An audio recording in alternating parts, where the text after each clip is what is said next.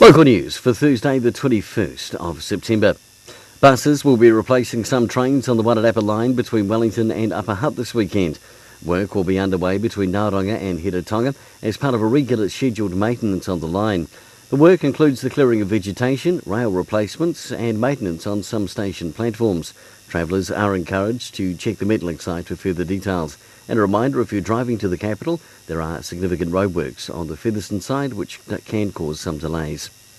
Mastertonians are invited to the opening of the Community Hub pop-up or Te Pā Tuki Tuki from 4 till 7 today, with the official opening beginning at 5 p.m.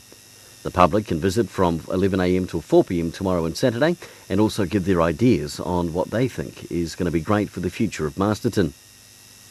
And in sport, touch rugby begins next month at the Masterton Marist grounds.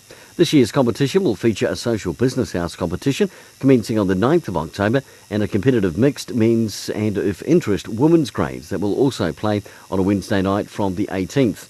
If you'd like some more information or to register, just check out the Wairarapa Bush Rugby Facebook page or contact the union.